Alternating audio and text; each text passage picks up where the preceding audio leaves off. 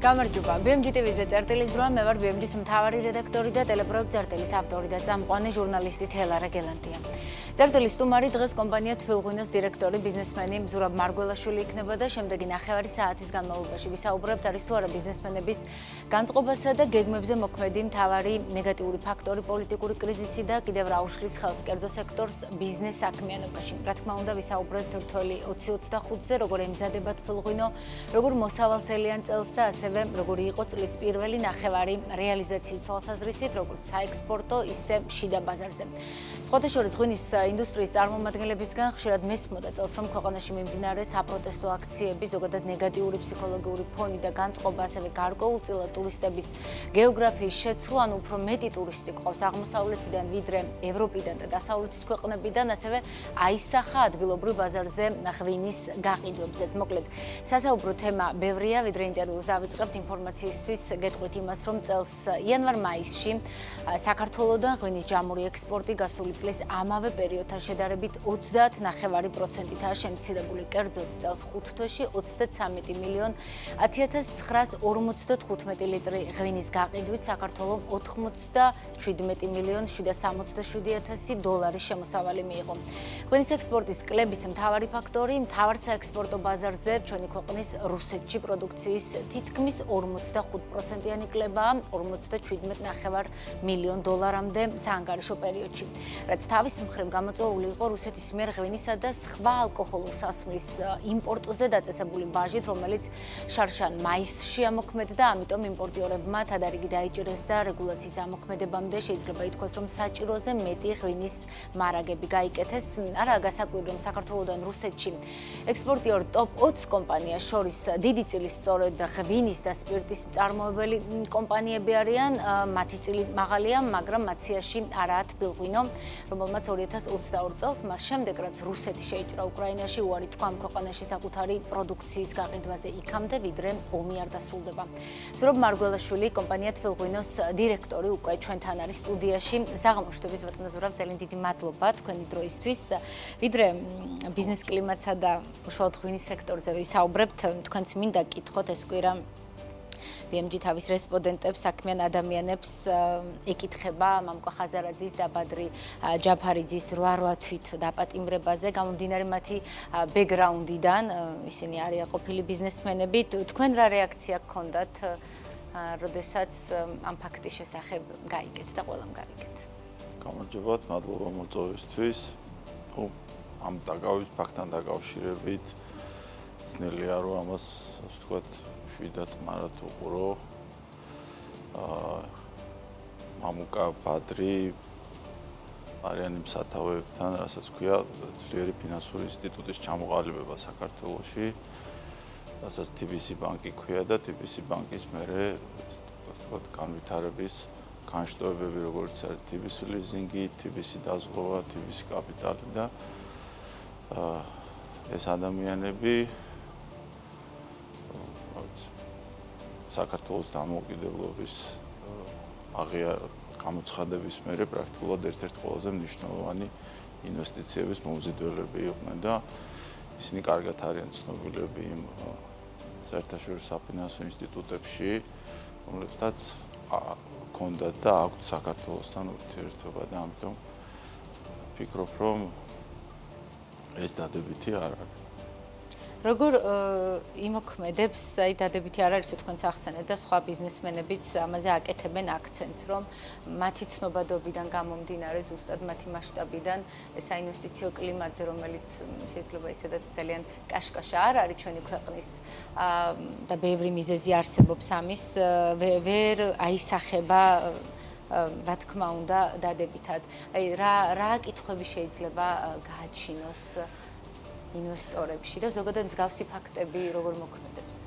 თქვენ ძალიან ცნობადობა, აქ ცნობადობის გარდა არის ის, ასე ვთქვათ, რეპუტაცია, რომლის მეშვეობითაც მაღალი ნდობა იყო იმ ინვესტორების, რომლებიც ფიქრობდნენ და ფიქრობენ საქართველოში ფულის ინვესტირებას და TBC ბანკი არის ერთ-ერთი ყველაზე წარმატებული საფინანსო ინსტიტუტი საქართველოში და ზოგადად რეგიონში, რომელიც სარგებლობს მაღალი რეპუტაციით და ეს არის საფინანსო ინსტიტუტი, რომელიც ქართული საქმიანი წრეების და არა მარტო საქმიანი წრეების, ასე ვთქვათ, ძალიან დიდ ნაწილს უწევდა და უწევს და მომავალშიც გაუწევს ფინანსურ მხარდაჭერას და ეს არ არის მარტო სესხები, ხო? იმიტომ რომ TBC ბანკის გარდა ეს TBC ჯგუფს სხვადასხვა კომპანიები აქვს და ამიტომ ვფიქრობ, რომ ქართული ეკონომიკისთვის ეს ძალიან მნიშვნელოვანი ინსტიტუტია, ძალიან მნიშვნელოვანი ადამიანები არიან და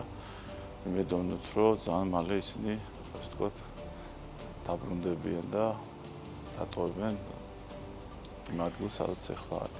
იმედი დავიტოვოთ. ვისაუბროთ ბიზნეს კლიმატზეც, უფრო ფართო სურათში, ბატონ ზურაბ, თბილღვინოც არის საქართველოს ყველაზე დიდი ბიზნეს ასოციაციის BAG-ის წევრი, როგორც ვიცით, ცოტა ხნის წინ გამოქვეყნდა BAG ინდექსი, რომელიც ზომავს ამ წევრი კომპანიების განწყობებს, მოლოდინებს.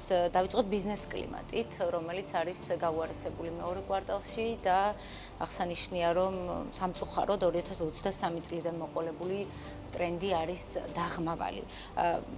რა ფაქტორები ახდენს გავლენას ბიზნეს კლიმატის გაუარესებაზე და რამდენად არის აქ მთავარი პოლიტიკური მდგენელი თქვენი როგორც ბიზნესმენის პოზიცია გვაინტერესებს?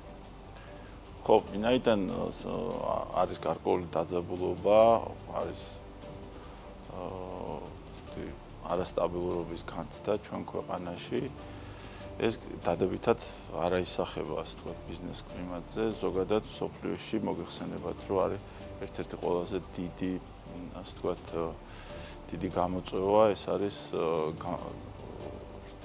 განუჭრეტელობა, პროგნოზირება არის მოვლენების ძალიან რთული და ზოგ შემთხვევაში შეუძლებელი და რყევები არის და ამას რომ ემატება ამ ისედაც ჩვენს მსოფლიოში არსებულ სირთულეებს კიდე ის ჩვენთან არსებული დაძაბულობა, რა თქმა უნდა, ეს კიდე უფრო ართულებს და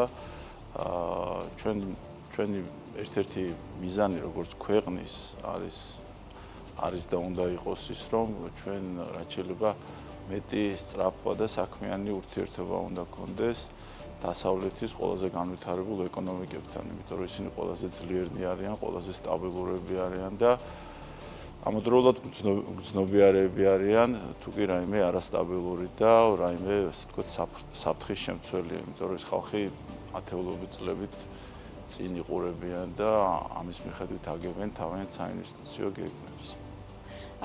რამდენად გამოგდის თუ გამოგვივა მეტი სწრაფვა დასავლეთის ეკონომიკებთან, დასავლეთის ქვეყნებთან იმ რეალობიდან გამომდინარე, რა რეალობაშიც დღეს ვართ და ეს არის ერთ-ერთი მთავარი მიზეზი, რატომაც ჯამურად ბიზნეს კლიმატი არის გაუარესებული ქვეყანაში, იმიტომ რომ ალბათ მარტო თქვენ არ ფიქრობთ ასე, რადგან BAG ინდექსის ასეთი შედეგია, ალბათ კომპანიების უმრავლესობა ამ ნოტაზეა განწყობის. მე შეიძლება გარკვეულწილად გამეორება მომიწიოს, მაგრამ ყველაზე გავლენიან და ყველაზე ძლიერ საფინანსო ინსტიტუტებთან და საქართველოს ყოველთვის თანამშრომლობდა, ეს როგორც წესი არის დასავლეთ ევროპული და ამერიკული საფინანსო ინსტიტუტები, როგორც არის მსოფლიო ბანკი, საერთაშორისო საფინანსო კორპორაცია IFC, ევროპის რეკონსტრუქციის და განვითარების ბანკი, ესენი არიან იგივე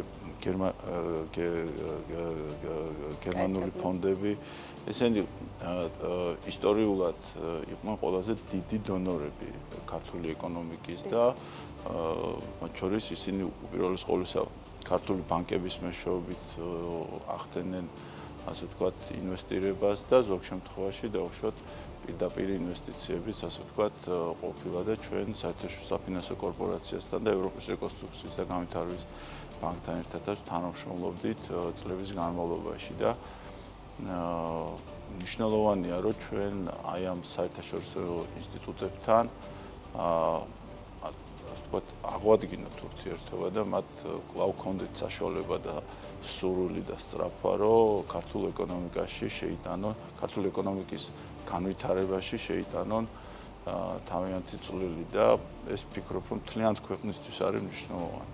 აღვადგინოთ, რადგან ახსენეთ შექმნილი ვითარება რა სიტუაციაშიც ვართ ქვეყანა განსაკუთრებით შარშან ნოემბრიდან მოყოლებული უკვე აისახა სახელმწიფოს დონეზე ვხედავთ, რომ გარკვეული ურთიერთობები არის შეჩერებული, გადახედვის რეჟიმში და ასე შემდეგად. ბიზნესებსაც გარკვეული პრობლემები შეგექმნათ, უკვე თუ გამოწვევები არის, ძველებურად მარტივად ვერ ხდება, ვთქვათ, ახალი საკრედიტო ხაზის მოზიდვა, ან უფრო ძვირია ამას ამჟამად ვერ ვიტყვით ქართულ ბანკებთან ურთიერთობაში, მაგრამ ჩვენ ვკითხულობთ, ქვეყნდება საერთაშორისო საფინანსო ინსტიტუტების, ასე ვთქვათ, აქტივობები, რომელიც შემცირებულია, იმიტომ რომ როგორც წესი ისინი ძალიან ხშირად უკვე საქართველოს ეკონომიკაში არა მარტო უკვე ბანკების მეშვეობით, არამედ ისე განვითარდა ქართული ეკონომიკა, რომ ისინი პირდაპირ კომპანიებთანაც იწყებდნენ თანამშრომლობას და აშკარაა, რომ მათი აქტივობა მნიშვნელოვნად არის შემცირებული და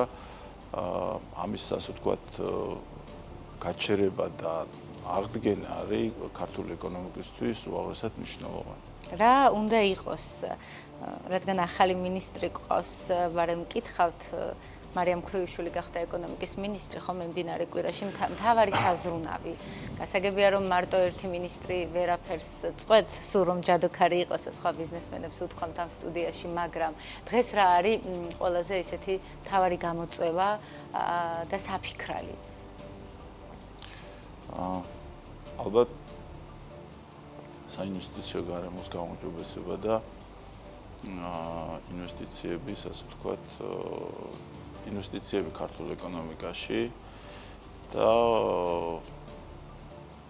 ამ მიმართულებით ალბათ ჩემი აზრით ყველაზე მნიშვნელოვანია და მინდა რომ, ასე ვთქვათ, მჯეროდეს და უსურვებ წარმატებას ქალბატონ მინისტრს ამ ახალ, ასე ვთქვათ, პოზიციაზე და გამოწვევაში. კი ბატონო, ალბათ შეხვედრებიც ექნება ბიზნესმენებთან და მოვისმენთ მის ხედვებსაც რა ექნება. BEG ინდექსიდან ბიზნესის მოლოდინებიც არის გაუარესებული მეორე კვარტალში. უშუალოდ თბილღვინოს თქვენ მაგალითზე მინდა მოგვიყვეთ, ალბათ თქვენი კომპანიაც თუ თქვენ პირადად არ შეავსებდით ამ კითხვას, თქვენი კომპანია აუცილებლად შეავსებდა. რა არის ის ძირითადი ფაქტორები, რაც თქვათ ნეგატიურ მოლოდინებს უფრო იწვევს ბიზნესში ვიდრე პოზიტიურს. იმიტომ რომ პირველ კვარტალში მიმდინარე მდგომარეობას ასახელებდა ბიზნესი ძალიან ნეგატიურად, იმიტომ რომ მაშინ აქციებიც უფრო ისეთი მწვავე იყო, გვახსოვს იანვარ-თებერვალში, მაგრამ მოლოდინს უფრო პოზიტივით უყურებდა. ახლა მოლოდინი არის გაუარესებული. ხო, გამეორება რო არ გამოგვივიდეს, მგონი ამაზე უკვე ვისაუბრეთ, ანუ საინვესტიციო კლიმატი არის და ასე ვთქვათ, ქვეყნის ეკონომიკა არის იმ მდგომარეობაში, რომ ეს ყველაფერი, ასე ვთქვათ, დიდხანს არ უნდა გაგრძელდეს, იმიტომ რომ შესაძლოა ეკონომიკურად ბევრად რთულ ვითარებაში აღმოჩნდეს ქვეყანა მოსახლეობა. რაც შეეხება თბილღვინოს, მოგეხსენებათ, რომ ჩვენ 30-მდე ქვეყანაში ვახდენთ ქართული ხარისხიანი ღვინის, ასე ვთქვათ, ექსპორტს და ჩვენი ბიზნესები გვაქვს და ჩვენი ამოცანები გვაქვს და პრაქტიკულად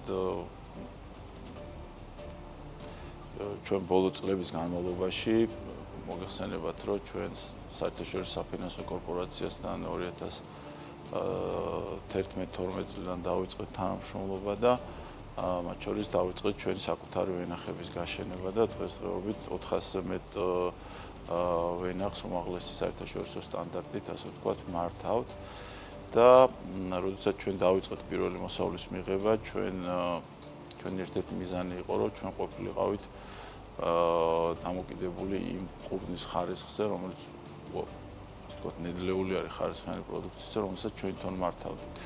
შესაბამისად, როგორც კი მივიღეთ ჩვენი პირველი მოსავალი, უკვე 2017-2018 წლიდან ჩვენ დავიწყეთ მუშაობა იმაზე, რომ ეგრეთ წოდებული დახვეწილი, ანუ fine wine-ის, ასე ვთქვათ, კოლექცია შეგვექმნა და 2000 წლიდან უკვე ჩვენ პირველი შედეგები ჰქონდა და ჩვენ გარდა მიმდინარე ასორტიმენტისა, რასაც ვაწარმოებდით და ვაწარმოებთ, თუმცა იქ ჩვენ სავაჭრო, ასე ვთქვათ, ნიშნებში ოპტიმიზაციას ვახდენთ, უფრო მეტად ფოკუსირებულები რო ვიყოთ, ამის პარალელურად დავიწყეთ აჩემს ვერ ნახსენები დახვეწილი, რასაც საერთაშორისო ენაზე fine wine ქვია, ამ კატეგორიის ღვინოების შექმნა და ეს ასორტიმენტი ჩვენ ეს ახალი ასორტიმენტი ჩვენ გასული წლის შემოდგომაზე ასე ვთქვათ რომელი ღვინოები წარვადგინეთ მაყურებლის ეს უფრო და გასაგებია ჩვენი მიზანი არის რომ თბილღვინო გახდეს პირველი გლობალური ქართული ღვინის ბრენდი რომელიც აი დახვეწილი ღვინოების კატეგორიაში შევა დღეს საქართველოში უკვე ესეთი ხარისხის ღვინოები იწარმოება და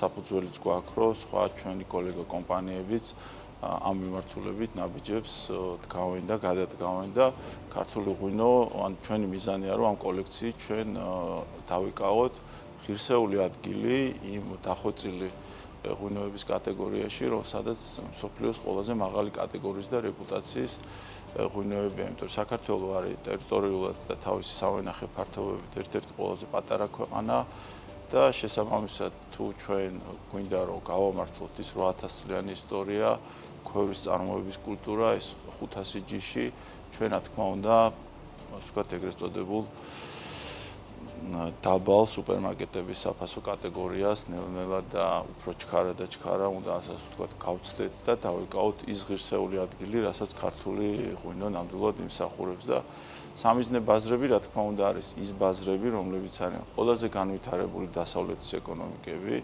რომლებიც ყველაზე მაღალი ხარისხის ყველაზე მაღალ ღირებულების და ფასის ღვინოების ყველაზე დიდი მომხმარებლები არიან ამას ემატება კიდევ ის ასე ვთქვათ მიზეზი დავარქვათ ფაქტორი რომ 2022 წლიდან მსოფლიოში ღვინის მოხმარება litrებში, ბოთლებში კლებულობს და თუმცა იზრდება ღირებულებაში, ანუ თანხაში, ანუ ადამიანების ქცევა იცვლება და ადამიანები მსოფლიოში ზოგ ქვეყანაში ეს მეტად არის, ზოგ ქვეყანაში ნაკლებად ღვინოს სვამენ უფრო ნაკლებს, მაგრამ უფრო მაღალი ხარისხის შესაბამისად მაღალი ღირებულების და ეს ვფიქრობ, რომ უკვე მნიშვნელოვანი მიზეზია იმისთვის, რომ კიდევ ერთხელ ჩვენ ვესწრაფოთ, რომ ვაწარმოოთ მაღალი დახვეწილი მაღალი ხარისხის დახვეწილი ღვინოები, რომლებსაც მსოფლიო აღიარება და პატივისცემა ექნება. ჩვენი ღვინის ექსპორტს მის გეოგრაფიას თუ შევხედავთ, გვეტყობა ეს გლობალური ტრენდი თუ ჯერ ვერ? ჯერ ალბათ ვერ, მაგრამ სწორ გზაზე მაინც ვარ. როცა არ უნდა იყოს, როდესღაც უნდა ეს ნაბიჯები გადაიდგეს და ჩვენ ამ მიმართულებით ასე ვთქვათ გადავდგით და ეს კოლექცია, ეს ახალი თბილღვინოს კოლექცია ეფუძნება ორ მნიშვნელოვან ასე ვთქვათ ღირებულებას. პირველი არის საფერავის ყურძნის ჯიში, იმიტომ რომ სულ ვაღვინო ამ კოლექციაში და აქედან არის 5 ღვინო საფერავის ჯიშიდან და ქვევრის ტექნოლოგია, ეს არის ის ორი ძალიან ძლიერი ფაქტორი, რომელიც ჩვენ გამოგვარჩევს ნებისმიერი ღვინის წარმომებელი ქვეყნისგან, იმიტომ რომ საფერავი არის ქართული, ქვევრი არის ქართული და საჭირო არის ამის ასე ვთქვათ სათანადოდ წარმოჩენა და ჩვენ საკმაოდ იმედიანად ვართ, იმიტომ რომ შემოდგომაზე ჩვენ თბილისში ქონდა ამ ღვინოების წარდგენა, ლონდონში, მე ასე ვთქვათ რამოდენიმე გამოფენა იყო და სულ ახლახანს წინა კვირას კანადაში, მონრეალში და ტორონტონში იყო ამ ღვინოების ასე ვთქვათ წარდგენა და მსოფლიოს ექსპერტები საკმაოდ დადებითად და ოპტიმისტურად აფასებენ ამ ღვინოებს, იმიტომ რომ პრაქტიკულად ეს არის ის, რაც ყველაზე განსხვავებული და ყველაზე უნიკალურია. კი ბატონო. ცოტა რიცხვებით მინდა მოვიკითხო, რადგან წლის პირველი ნახევარი უკვე მიილია, ასე ვთქვათ, როგორი იყო თბილღვინოსთვის? ჯამურად 30-ზე მეტ ქვეყანაში ხართ, ძირითადი ბაზრები მაინც რომელია და ექსპორტი წლის დასაწყისში რაც დაგეგმეთ იმასთან შედარებით კარგად წავიდა უფრო თუ ჩვენი გეგმის მიხედვით ასე ვთქვათ, როგორც ექსპორტის კუთხით, ასე ვთქვათ, გეგმას ვასრულებთ ადგილობრივ ბაზარზე მცირე ასე ვთქვათ, კორექტირებაა, თუმცა ეს წლის დასაწყისის არის და შესაძლოა ეს ჩვენს მიერ თავში ნახსენები ფაქტორებიც გარკვეულ როლს ასრულებენ, თუმცა ოპტიმისტურად ვართ. ადგილობრივი გაყიდვები თქვენ შემთხვევაშიც მან არ არის დიდი სხვაობა, თუმცა იმედი გვაქვს, რომ ეს წლის მეორე ნახევარში გამოსწორდება, თუმცა ეს ჩვენი ახალი ღვინოები, ახალი კოლექცია უკვე თბილისში, საქართველოში არის და ჯერჯერობით საკმაოდ ოპტიმისტურად და კარგად არის, ასე ვთქვათ, წარმოდგენილი და ძირითადი ქვეყნები რომელია ამჟამად საექსპორტო პორტფელში, ტოპ 30-დან ტოპ 5? ჩვენ 30-მდე ქვეყანაში ვართ, ესენი არის პოლონეთი, ბალტიისპირეთი, ყაზახეთი. ეს მიმდინარე, ასე ვთქვათ, კოლექციისთვის და ასორტიმენტისთვის, რაც შეეხება ახალ კოლექციას, ახალი კოლექციის სამიზნე ბაზრები არის დიდი ბრიტანეთი, გერმანია, სამხრეთ კორეა, სადაც უკვე ეს ღვინოები, ვთქვათ, იყიდება და შეერთებული შტატები და კანადა. ხა მაგალითად ბრიტანეთი რო ავიღოთ, ჩვენ 2024 წელს ყველაზე მაღალი გაყიდვები ქონდა დაახლოებით 200,000 ბოთლზე მეტი გადავტვირთეთ ჩვენ დიდ ბრიტანეთში და ეს ზოგადად მთელი ქართული ღვინის 1/3 არის მთელი ქართული ღვინის ექსპორტის დიდ ბრიტანეთში და ამიტომ კიდევ ერთხელ ვიმეორებ, ყველაზე განვითარებული დასავლეთის ეკონომიკის ქვეყნები არიან წლების განმავლობაში რეიტინგში სათავეში, რომლებიც ყველაზე მაღალი ხარისხის, ყველაზე დახვეწილი ღვინოების, ყველაზე მაღალი ღირებულების მომხმარებლები არიან და ქართული ღვინის მომავალი ნამდვილად იქ არის, მით უმეტეს ეს არის ყველაზე მდგრადი ეკონომიკები ნებისმიერი კრიზისული ვითარებების წინააღმდეგ. ქართული ღვინის მომავალი იქ არის, მაგრამ აწმყო უფრო რუსეთშია, რასაც ვუყურებთ. ჩვენ არ უნდა ვიყოთ რუსეთში ან პოსტსაბჭოთა ქვეყნებში, ცით რა დაბრუნებასაც თავისი, ანუ გამოსვლასაც თავისი დრო აქვს და ჩვენ პრაქტიკულად 3 წელი არ ოპერირებდით რუსეთში და საკმაოდ ისეთი როგორ ვთქვათ, ბევრ ნაბიჯზე და ბევრ გეგმაზე, ასე ვთქვათ, თავი შევიკავეთ და ყველაფერს თავის დრო აქვს, ასე ვთქვათ. მაგრამ რუსეთის გარეშეც ხომ ხართ კარგად და აქამდე ვიყავით.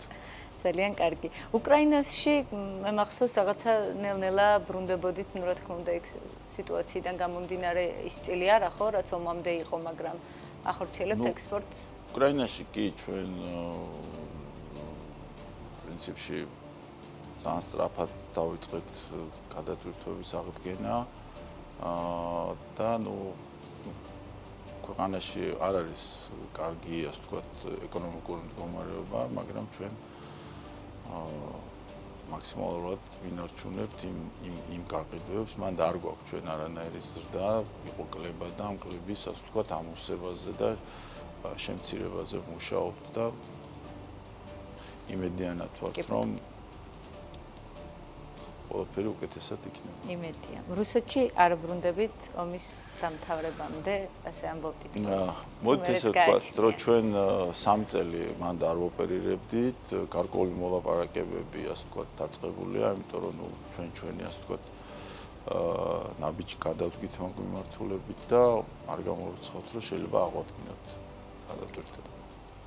რატომ რო პორტფელში გქონდეთ თუ იმიტომ მე მაშინაც მახსოვს ფილღვინო სტრატეგიებზე გვისაუბრია ჩვენ რომ რაღაცა სასურველია გარკვეული 10-20%-ზე მეტი. მე როგორც მოგახსენეთ, ჩვენ პრაქტიკულად ნულოვანი გაყიდვები ქონდა 3 წელიწადზე მეტია, ასე ვთქვათ და არის გარკვეული მიზეზები, მათ შორის ეკონომიკური მიზეზები, რის გამოც ყველაფერს, ასე ვთქვათ, თავისი დრო აქვს, როგორც გამოსვლას, ისე დაბრუნებას და ამიტომ დაბრუნების შემთხვევაში ჩვენი, ასე ვთქვათ, დამოკიდებულება არ იქნება მაღალი, პირიქით იქნება საკმაოდ მოზომილი.